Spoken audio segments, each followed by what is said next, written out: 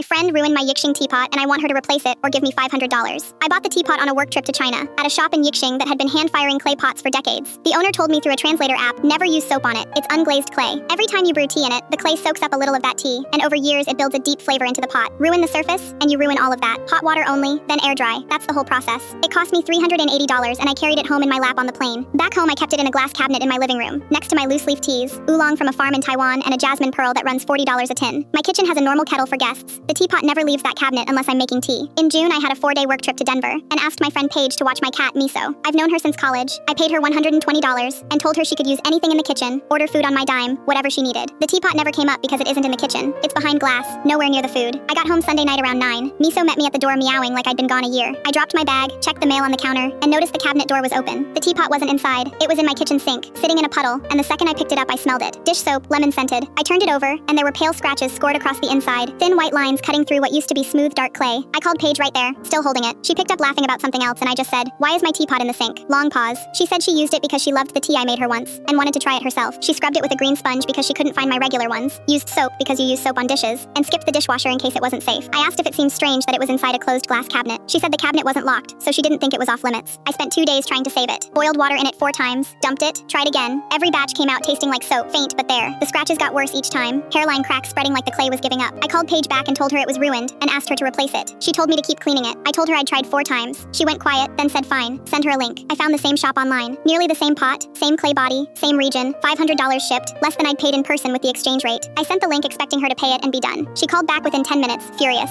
Said $500 was insane, that I should have told her not to touch it, that it wasn't her fault I keep expensive stuff lying around unlabeled. I told her it wasn't lying around, it was behind glass, in a room that isn't the kitchen. She said I was being dramatic and hung up. 3 days later I was digging through old photos to send my mom, who collects this kind of thing too, and ended up in my Instagram archive. A story from March came up. Another weekend Paige watched Miso while I visited my sister. Paige, on my couch, holding a steaming cup, captioned, "Borrowed my friend's fancy tea setup, don't tell her lol." The teapot sat in the background on my coffee table, not the cabinet. She'd used it back in March too. This wasn't a one-time slip. She'd done it before and gotten away with it. I screenshotted it and sent it with 1 line, so this wasn't the first time. She left me on red 2 days. When she answered, she said it was 1 photo and I was reaching, and she still wasn't paying $500 for quote, a cup. I filed in small claims that Friday. $40 fee, the receipt from Yixing, the replacement link, the timestamp screenshot. Paige got served 2 weeks later and texted calling me insane for taking it this far. I didn't answer. Court was in September. Paige showed up in a blazer like a job interview and told the judge it was just a cheap teapot and I was overreacting. The judge asked for receipts. I handed over the purchase confirmation, dated photos of the repair attempts, the $500 listing. Paige had nothing but her side of the story, and it fell apart once the judge saw the March screenshot. The judge ruled in my favor for the full $500 plus the filing fee. Paige wrote the check right there in the hallway, sitting on a bench with the clipboard on her knee, not saying a word. She shoved it at me without looking up and walked out ahead of me so we wouldn't have to share the elevator. I still have the ruined teapot. It sits empty on the shelf now, next to the new one, still faintly smelling like lemon soap if you get close enough.